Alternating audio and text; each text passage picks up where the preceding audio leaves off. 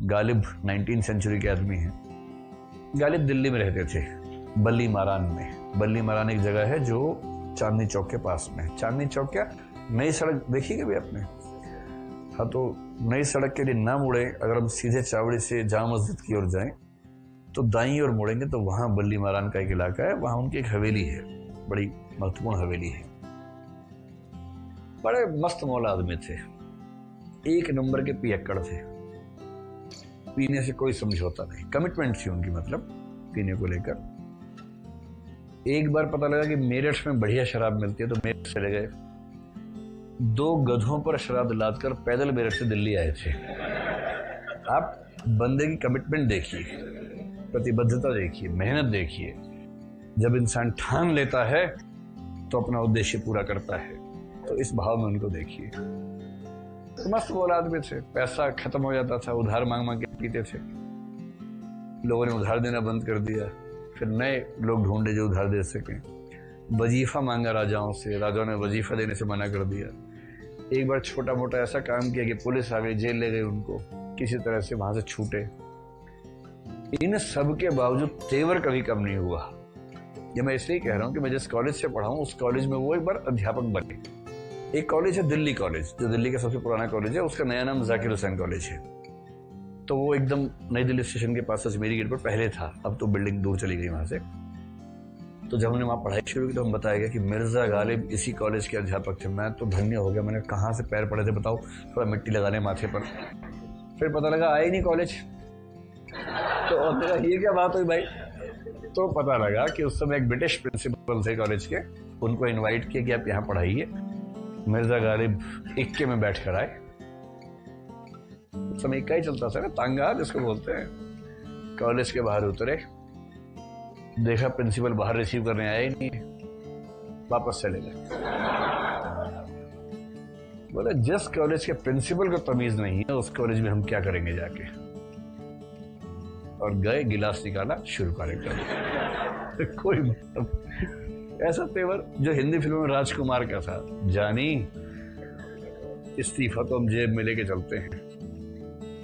ध्यान है आपको फिल्म का डायलॉग, इस्तीफा तो नौकरी तो शौक पूरा करने के लिए कर रहे हैं, इस्तीफा तो जेब में रहता है, लो इस्तीफा हमारा। उस भाव में ऐसे विचित्र मस्त मौला आदमी थे, लेकिन लिखते क्या थे। एक बार लाल किला उसी इलाके में है, बहादुर शाह जफर उस समय राजा थे, उनके दोस्त थे। तो समझिए कि ये लाल किला है, लाल किले के एकदम सामने सड़क जा रही है, ये चांदनी चौक का इलाका है। यहाँ पर मिर्जा गालिब बैठे थे एक दुकान में, चाय वाय पी रहे थे।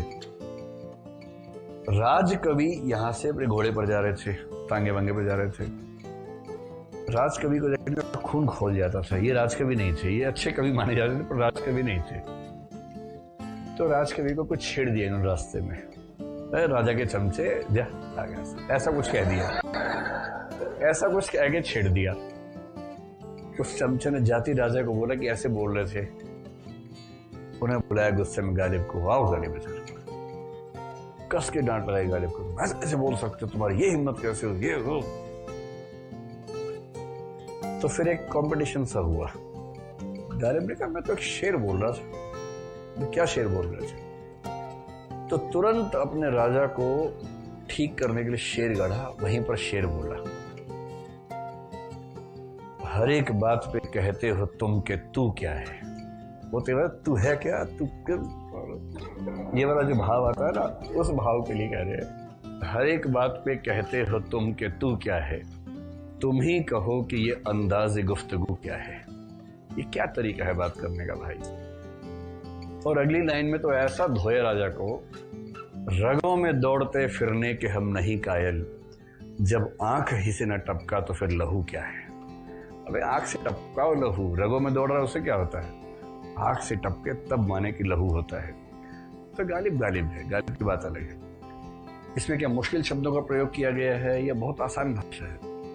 रगों में दौड़ते फिरने के हम नहीं कायल, जब आंख ही से न टपका तो फिर लहू क्या है। एकदम आसान भाषा, और भाषा इतनी आसान कि तुरंत दिल को छेद कर देती, दिल के अंदर।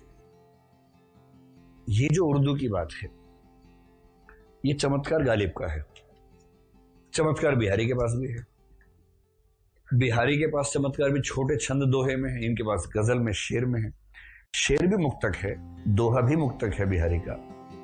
एक मुक्तक सुनाते हैं बिहारी तो चमत्कार हो जाता है, एक मुक्तक सुनाते हैं गालिब तो चमत्कार हो जाता है, पर दोनों चमत्कारों में अंतर है। और तब वो तुलना कर रहे कहत नटत और गालिब के शेरों की। और अंत में निष्कर्ष निकालते हैं, कविता और शेर में अंतर यह है कि कविता लिखी जाती है और शेर कहा जाता है। कहने में सहजता है, लिखने में सजगता है। इसलिए बिहारी के चमत्कार और गालिब के चमत्कार में अंतर है।